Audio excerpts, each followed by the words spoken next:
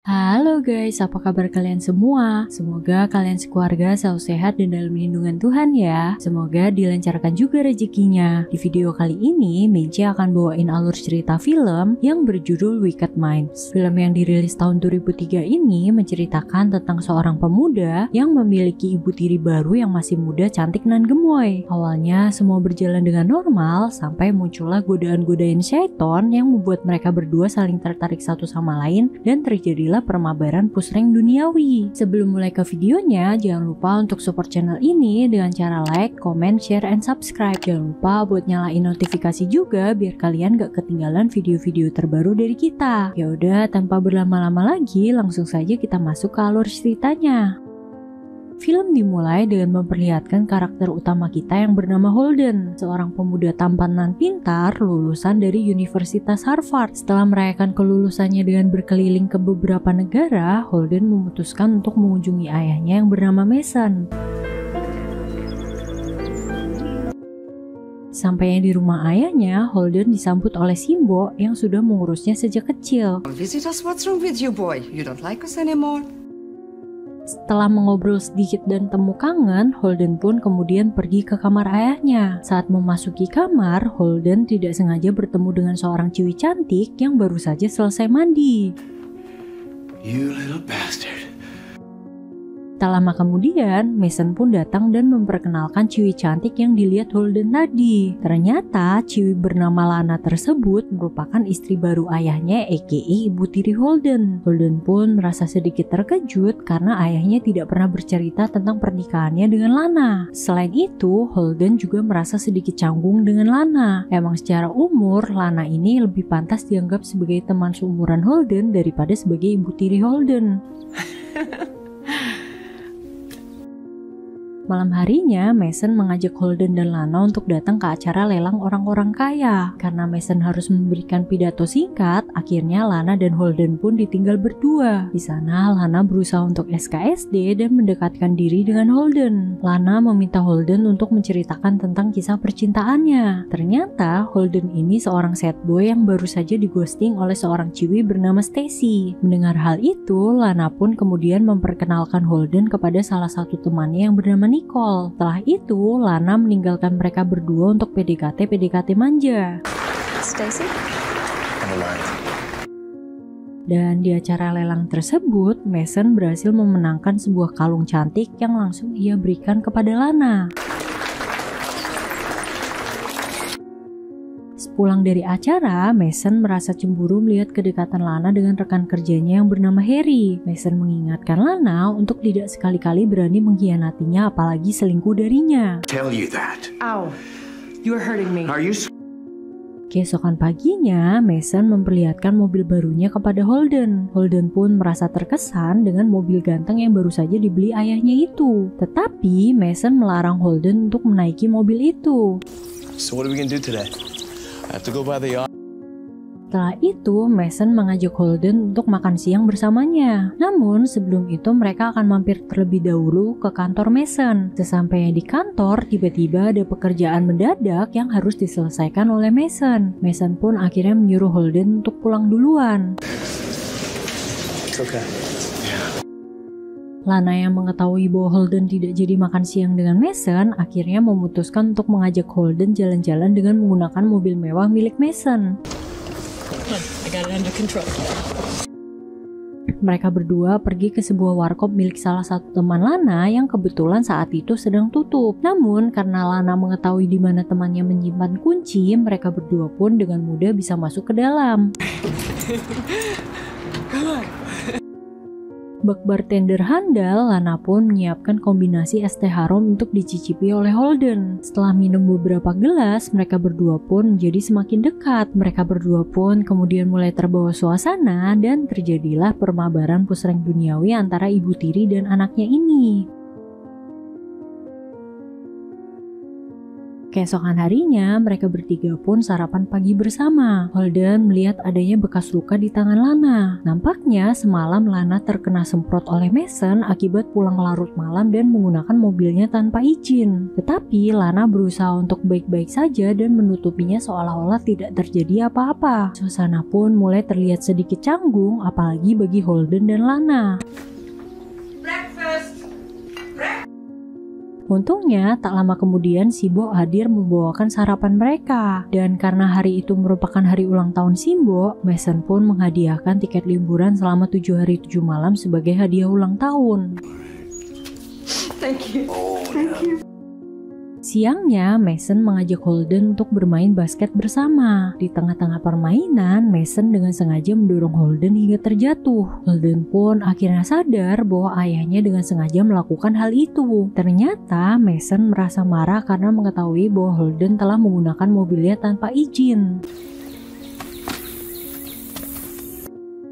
Malam harinya, nampak Holden yang sedang mengambil es batu untuk mengompres mukanya yang sedikit lebam. Lana pun berusaha untuk meminta maaf dan menyuruh Holden untuk melupakan kejadian kilaf yang mereka lakukan kemarin. Tetapi Holden yang sudah terlanjur baper mengatakan bahwa dia tidak peduli dan tetap ingin melanjutkan hubungan mereka. Akhirnya, Lana dan Holden pun tetap melanjutkan hubungan terlarang mereka. Tiap harinya, mereka selalu curi-curi waktu untuk mabar push rank sampai menjadi top global.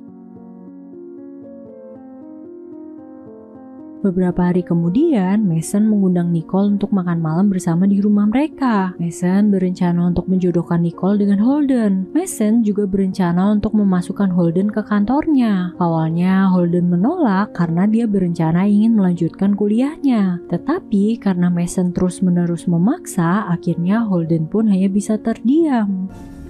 And I made a plan that you can take.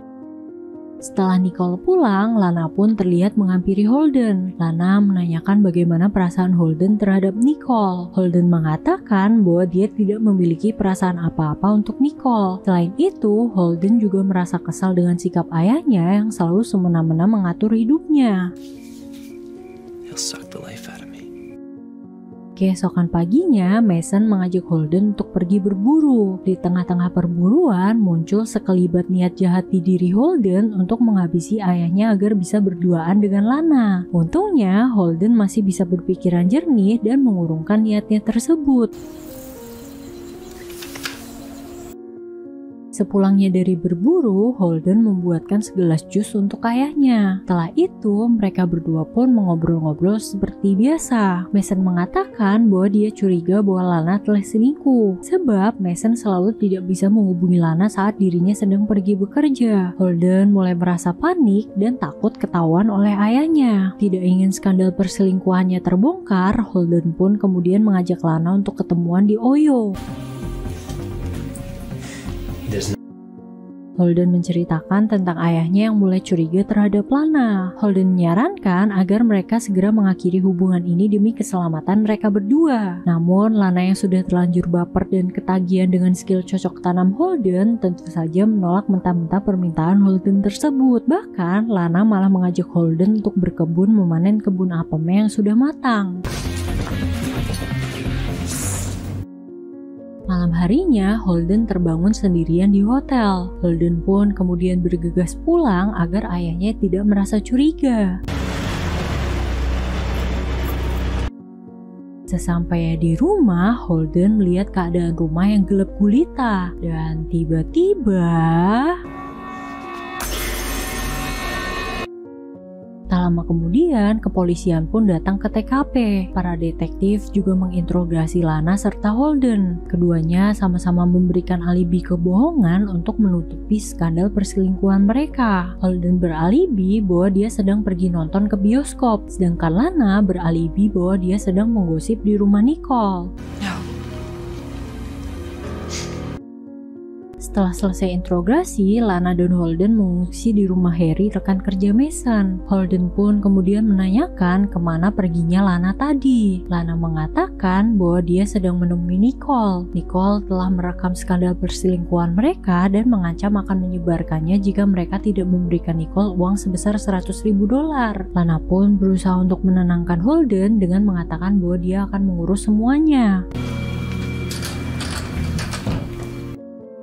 Singkat cerita, setelah acara pemakaman, Lana mengatakan bahwa dia akan menemui Nicole untuk menukar video perselingkuhan mereka dengan uang. Holden yang tidak mempercayai Lana diam-diam mengikuti Lana. Sialnya, Holden ketahuan sehingga Lana dan Nicole pun berujung kabur.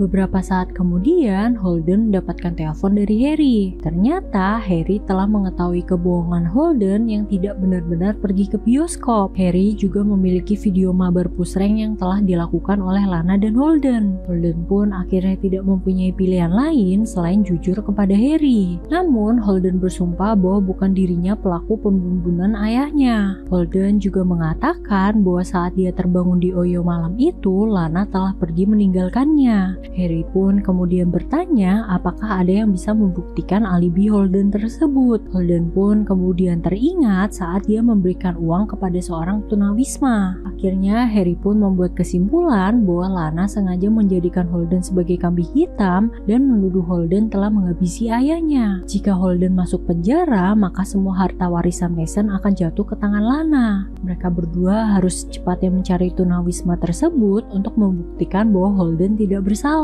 Harry juga menyuruh Holden untuk menginap selama beberapa hari di rumahnya. You don't inherit his money, she gets all assets.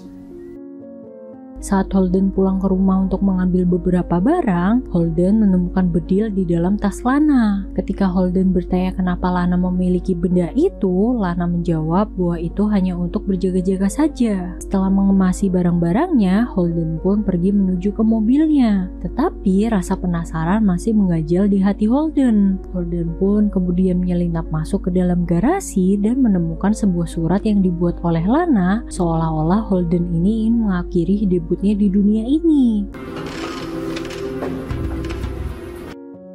Tak lama setelah itu, Lana datang dengan membawa bedil miliknya. Holden yang ketakutan berusaha untuk kabur. Sialnya, Holden tidak sengaja membuat suara sehingga Lana pun mulai menembakkan senjatanya. Beruntungnya, tak lama kemudian Lana pun tersadar bahwa itu adalah Holden. Lana pun meminta maaf karena awalnya dia mengira ada pencuri yang masuk ke dalam rumah.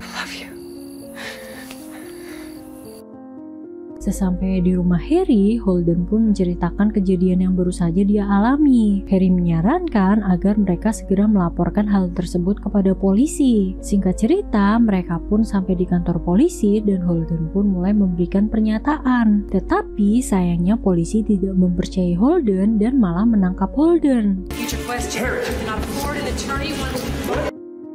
Keesokan harinya, polisi mendapatkan informasi bahwa Lana telah kabur ke negara lain. Polisi pun kemudian memanggil Nicole yang menjadi alibi Lana untuk datang ke kantor polisi. Nicole mengatakan bahwa dia telah berbohong untuk melindungi Lana karena sebenarnya dia dan Lana ini berpacaran, aka lesbiola. Dari awal, Lana memang berencana untuk menghabisi Mason dan merebut semua harta Mason. Setelah itu, Lana akan kabur bersama dengan Nicole. Namun, akhirnya Nicole mengatakan yang sejujurnya karena Nicole takut bahwa dirinya akan menjadi korban selanjutnya. Mengingat Lana ini udah kayak psikopat. Berkat pengakuan dari Nicole, akhirnya polisi menetapkan Lana sebagai tersangka dan Holden pun dibebaskan dari penjara. I wanted so badly to believe her. Saat mengantarkan Holden pulang, Harry mengatakan ada yang janggal dari kematian Mason. Menurut hasil otopsi, Mason meninggal akibat keracunan pestisida. Tetraethyl pyrophosphate, it's an insecticide. Malam harinya, Holden membakar foto-foto Lana dengan ayahnya. Secara tidak sengaja, Holden menemukan senjata yang digunakan Lana untuk menghabisi ayahnya. Dan tiba-tiba... I hid it. Tetapi setelah itu mereka berdua malah adu mekanik lidah. Loh, bentar-bentar sabar, jangan emosi, tahan. Ternyata plot twistnya di sini guys. Kalian ingat saat Holden membuatkan jus untuk ayahnya? Disitulah Holden meracuni ayahnya. Memang benar perkataan Harry bahwa Mason meninggal akibat keracunan pestisida. Dan rupanya yang menusuk Mason bukanlah Lana, melainkan si Nicole. Ternyata dari awal semua ini merupakan rencana Holden dan Nicole untuk mengambil semua kekayaan Mason. Mereka sengaja memfitnah Lana seolah-olah Lana lah pelaku di balik semua ini. Wah, udah gila sih, bener-bener definisi pasangan psikopat. Holden juga menyuruh Nicole untuk menghabisi Lana. Sayangnya Nicole tidak tega dan hanya membuang Lana ke dalam jurang. Akhirnya Holden yang trust issue mencoba untuk mengecek ke TKP. Mereka menemukan kalung yang dipakai oleh Lana di dekat tempat TKP. Setelah Nicole berhasil meyakinkan Holden bahwa Lana benar-benar tidak selamat, mereka berdua pun pulang ke rumah. Holden kemudian menelpon polisi dan berakting panik seolah-olah dia telah menemukan senjata yang digunakan Lana untuk menghabisi ayahnya. Namun tiba-tiba Lana muncul dan menembakkan bedil ke arah Holden. Lana merasa sangat dikhianati oleh Holden, orang yang benar-benar dia cintai. Holden pun berusaha kabur sampai akhirnya dia terpojok dan hampir saja jatuh ke dalam jurang. Tepat sebelum Lana menghabisi Holden, polisi datang dan menyelamatkan Holden. Di akhir film, Holden dan Nicole pun hidup dengan menikmati kekayaan Mason dan cerita pun tamat.